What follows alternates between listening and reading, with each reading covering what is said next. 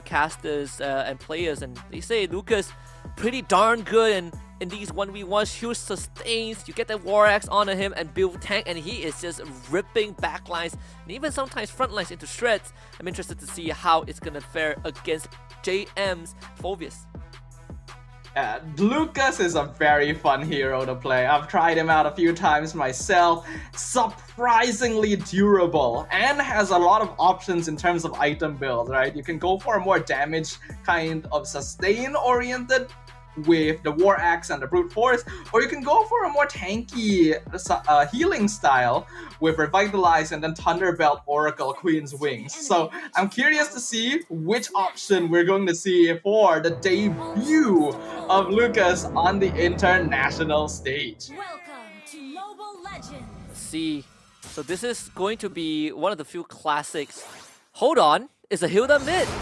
So Haji is on the Hilda and got that perk Ziva on the Angela. Definitely something I haven't seen before. But what's the objective though? Like, so you have a Hilda mid. I do assume that you can move around the map very fast since you have access to the side lanes. But what about the jungle pressure? Because it definitely feels like they don't really have the agency that you would think they do. Hilda mid has good wave clear, combos well with Angela and opening up the map because you're able to move very quickly. But you are right, Husky. It means that they're not really able to check the jungle as efficiently since Hilda has to be in mid lane to clear up the minions. Not to mention that it's going to be a bit difficult for him to straight up duel against Chokeskirt because Farsa can just play at a distance. So they're really trying to extend this into side lane pressure instead. They do find Haji, who is pretty darn good at running away, that's for sure. Can't lock him down, at least not for now. But we say that he has that wave clear with Perkziva by his side, but you can kind of say the same for Lazy, right? You can never really threaten the structures.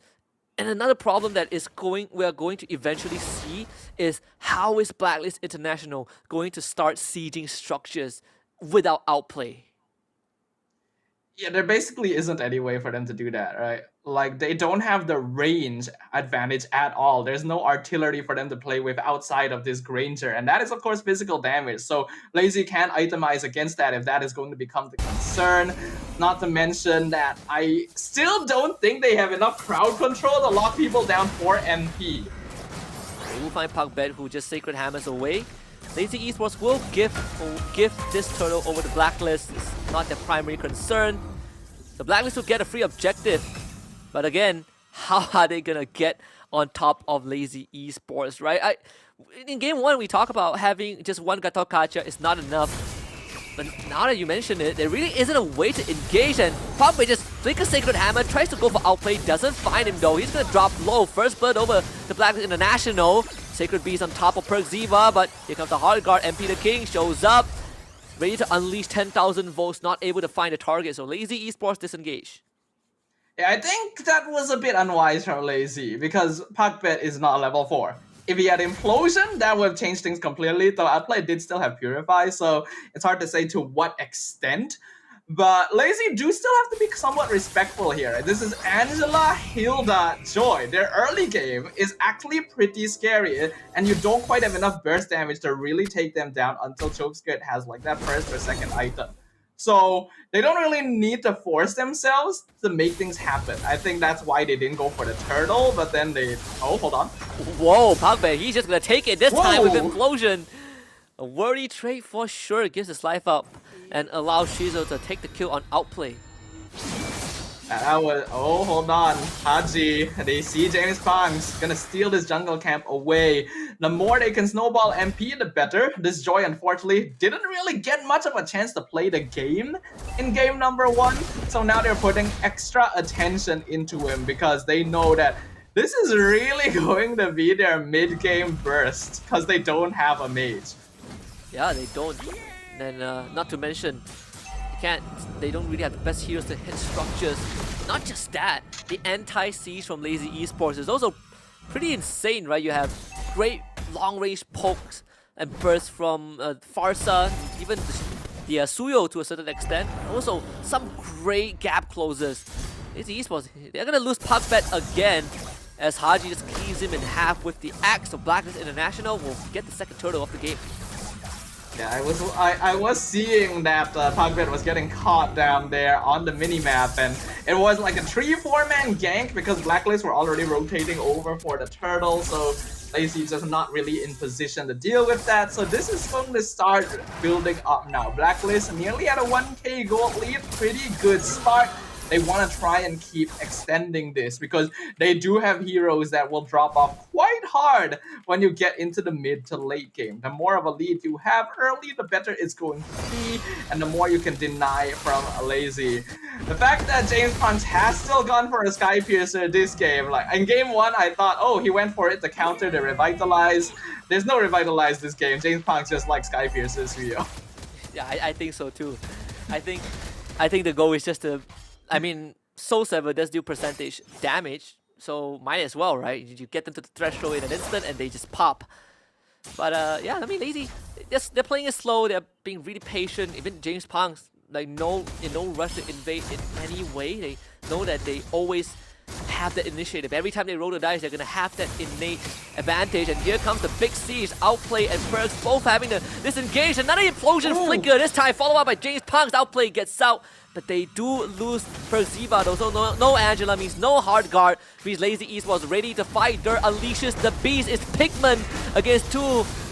Bacon number 3, James Punks shows up. JM still alive as Haji wants to help out, but can't really do too much. Though the Inferno Pursuit actually just slams 2 members of Lazy into the grave, and with the respawn of Perziva, he's gonna rejoin the fight with a hard guard. Tied her down with a puppet on the string. Another pullback into a slam, and this is just too much for Lazy Esports. 4 kills for BLACKLIST. Angela Hilda is a little bit disgusting, I'll just say that right now, but that was also very messy from Lazy Esports. That was just straight up a mistake. I already mentioned there is no need for them to really try to force things out here.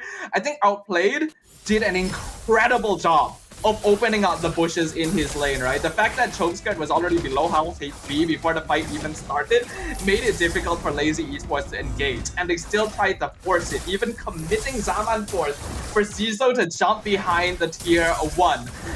And after all that, they're just out of position, right? You have Haji on Hilda, you have JM on Phobius. These are really good dive heroes that are good at punishing you for overextending, and that's exactly what Lazy Esports did.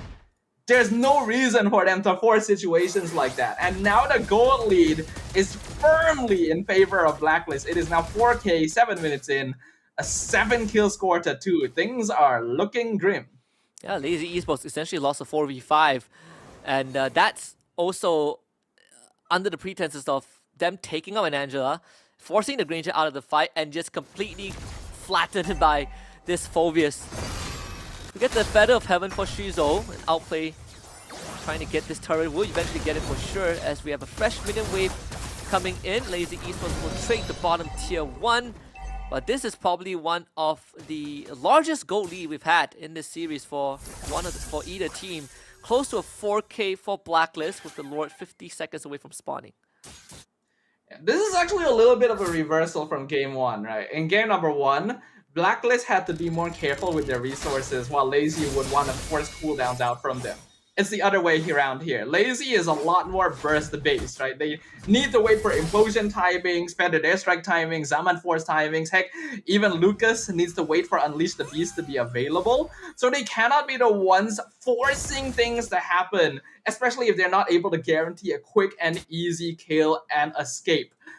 In that previous fight, I don't really even feel like they were properly checking information of the map before they committed to the tower dive, and because of that, they got caught out by Haji, right? So they cannot do that.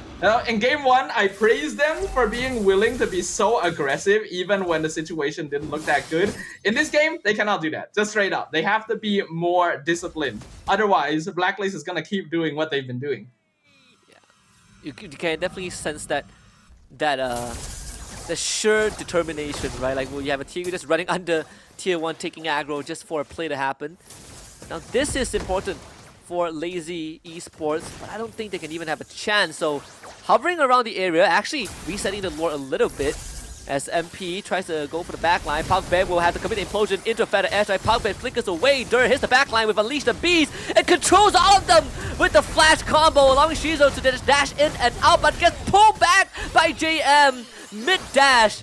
So Shizo finds the double kill in the process. And BLACKLIST International now has to clean things up, and unfortunately, Wings by Wings will run out. MP the King takes down the Farsa. Lazy Esports loses 4. Alright, I will just give a very practical piece of advice to Lazy Esports now. Bait the Heart Guard. That's all you gotta do. Make it look like you're gonna start a fight, wait for the Heart Guard comes out, back off, and then re-engage. Because you are just not killing anyone with this Angela, right? It doesn't matter if it's MP, it doesn't matter if it's Haji. You saw how little damage that feathered airstrike was doing. It is not something that Lazy Esports can handle right now, and BLACKLIST is fully aware of it. Not to mention that Lazy is still falling into the same pattern. They are using their cooldowns too quickly. They are overcommitting. And that, well, you're playing against a Joy, right? The first thing in every game you want to see as a Joy player is your opponent to overcommit resources. That, and also JM is having the time of his life. Having Shizo dash in front of him with the Chrono Dash and empowered by the Xamath Force, he is just refreshing his passive every few seconds. I mean, JM, he is... I think he's virtually unkillable right now. I would argue little bit. He would even go for an Oracle if he wants to, but Lazy should be able to firmly deal with this Lord with the amount of damage that they have. Feather Airstrike, a couple of bursts from Shizo should do the job. Holy Crystal now just got purchased. Shizo will start hurting for sure. The siege continues though, and BLACKLIST now, JM in the backline with the Vengeance and takes out James Punk. PugBet is also out of position, but Shizo, he himself gets rid of both Haji and Outplay, and JM is in no man's land. He will also be punished by the Lucas. Lazy keeps that base intact. That is what Lazy has been waiting for. They've been waiting for an opening, and finally BLACKLIST makes a mistake.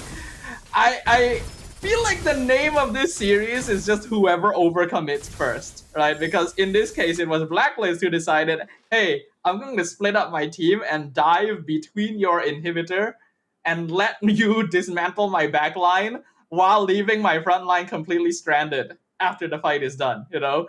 Like, there needs to be just a little bit more forward thinking here. These teams have leads. That means they can play aggressive, yes, but it doesn't mean they need to. So take a step back. BLACKLIST still has the advantage. 3K is still nothing to scoff at.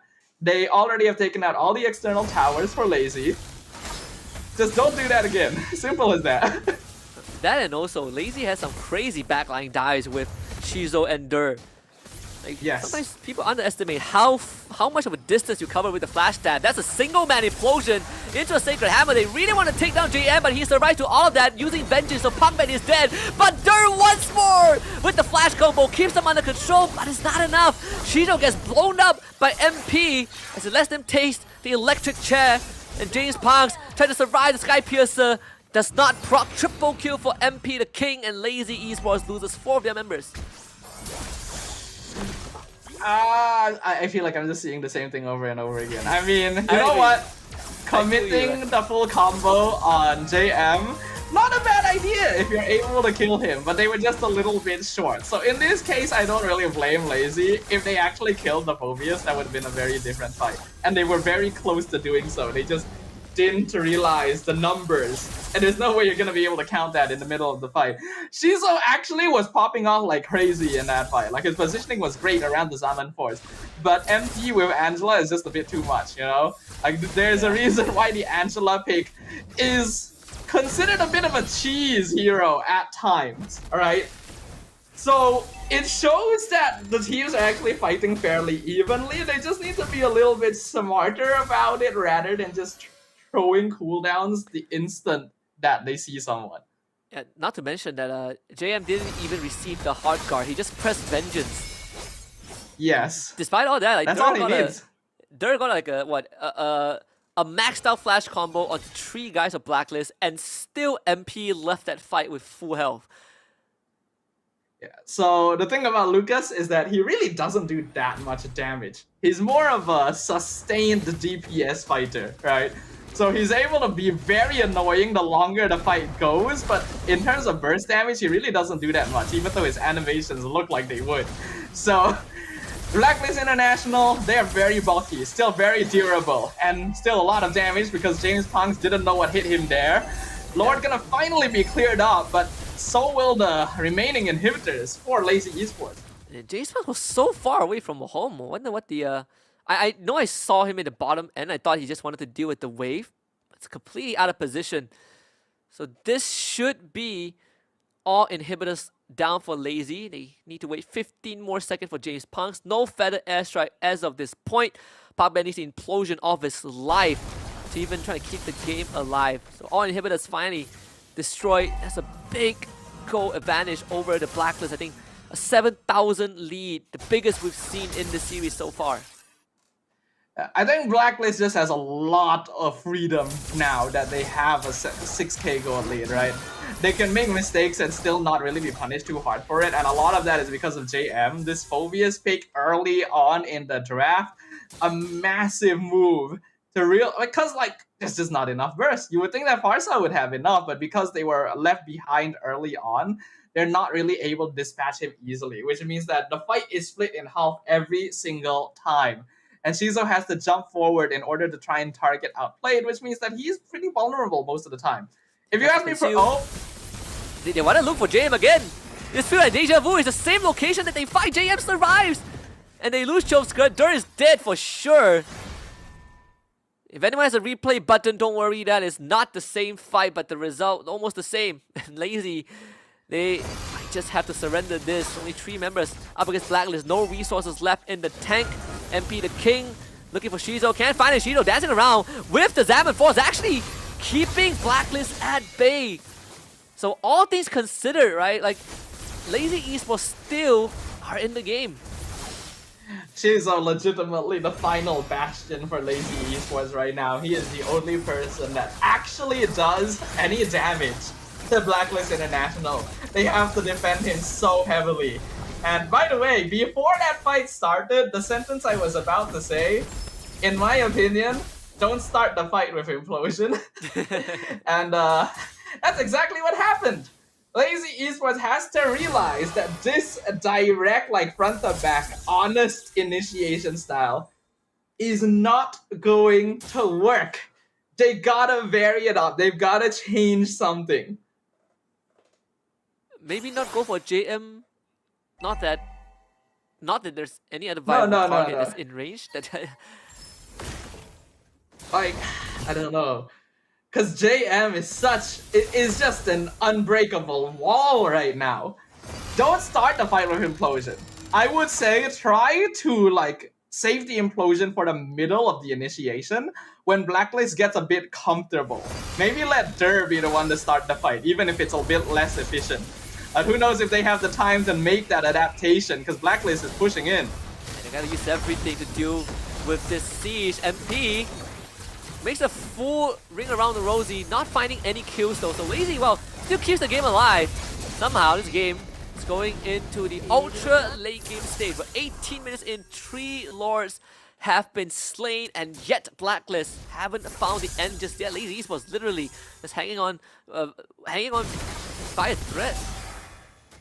So one of the potentially biggest weaknesses of BLACKLIST's comp is that their ability to take towers is pretty bad.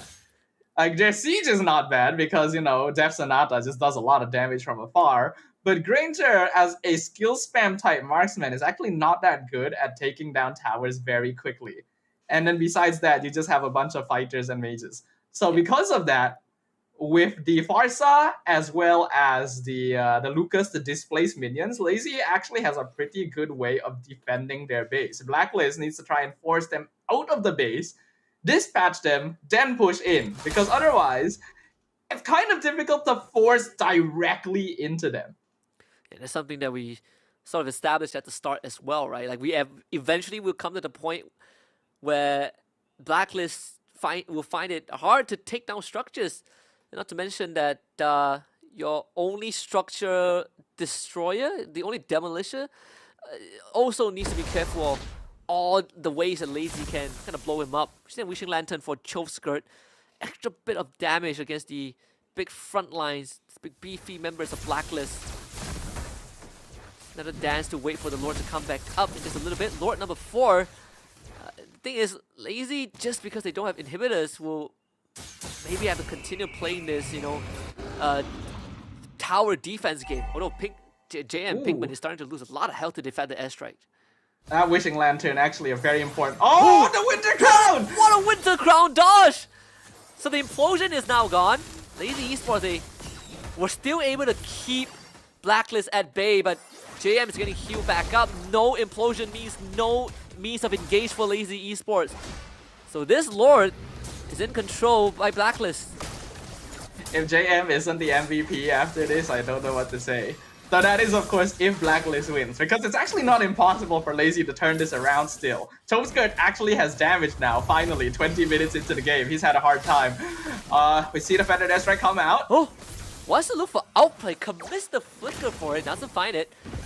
But there's another problem, right? That wave is shoving in topside. Choveskirt forced to go back and deal with it. We even see fleeting time for Puckbat. Not sure if you can even put that to good use.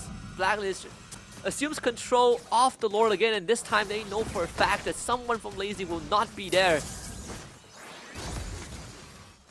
Gonna try and see if they can push this. Puckbat is in the back line. Blacklist still resetting the Lord. Oh no! Not again! Oh no, Puckbat! He missed the full combo! And that's the sign for Blacklist to again take the fight to Lazy, and here comes the hard guard and MP. Puckbat comes back with immortality. Dirty just gets low now, trying to go for outplay.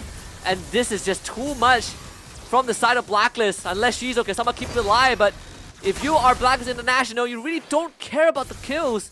Although they will still end up losing Haji. Lazy Esports trades 2 in the turn, but here comes MP the King. It's either James Pang or Shizo. Shizo will try to fight. 1-2 tap. Flickers over the wall. Goes for Persima, but still goes down thanks to Outplay, who keeps his support alive. And now the hard guard comes back up online. It's on the MP. James Pang and Choska, the only member to try to keep it alive. A good stun. Oh my god, oh my god. He's out of bounds, still sniped out by Outplay. And at the end, the Blacklist International slugs it out and finds the equalizer. It's 1-1. Oh, so many close calls. So much hard work. But still, not quite enough. Blacklist International finally able to find the closing they needed. Lazy Esports definitely not an opponent to be underestimated, but Blacklist showing that they still got what it takes as well. Good adaptations in the draft, really powerful micro mechanics here. Those Winter Crowns in the late game, and the positioning, always keeping an eye on Puckbat, making sure that Lazy could never force the aggression they wanted. It's pretty unfortunate because just as Lazy Esports hit the items that they need for the Farsa, where Chosker was almost able to, destroy JM with one full rotation, they started getting a bit sloppy with the plays. The overcommitment from Chosker, committing a flicker without any setup to try and go for outplay. And then you have the unfortunate moment of Puckbat having 2 implosions in a row, not getting anything in return. The first one dodged by JM's amazing Winter Crown timing, and the second one was just a botched flicker engage. And even getting the fleeting time right before that as well. So Blacklist International able to snowball the game early on and use that macro advantage to kind of close out the game against Lazy, albeit a bit longer than expected, but still, win is a win. A win is a win. I think this is a common trend, right? Especially among more inexperienced players, stamina is always going to be an issue, and stamina will include being able to keep yourself composed in long games and long series. I think it's very easy to tell for anyone watching that Lazy Esports was getting sloppy and desperate in those final few moments. The implosions being wasted left and right, the Feathered Airstrike being used like very early on without proper setup to just see if you could get a free kill on an important core, and not really saving it for the moments your team needed it. Lazy Esports had the potential. They actually held out the game long enough to scale back up. But the messy gameplay that we saw from them in those final few minutes is what ultimately cost them the potential victory. Absolutely. Go shout out to MP for being the MVP of this game. I believe he ended the game deathless, like 7-0. But for me, one of the honorable mentions that I need to kind of give a shout out to, definitely Shizo got on this Harif, right? He could have been the reason that Lazy wins and makes a comeback because he was playing out of his mind. But sadly, the support system just was not there for him. Yeah, I actually feel really bad for Shizo this game because every single fight, this Harif was playing his heart out. The damage, the positioning was so good, but Joy is very good at catching Harif, right? And then the Phobia's pickup was already meant to counter him, which already made his job difficult. So without that support system, like you mentioned, it was very difficult for him to really land the final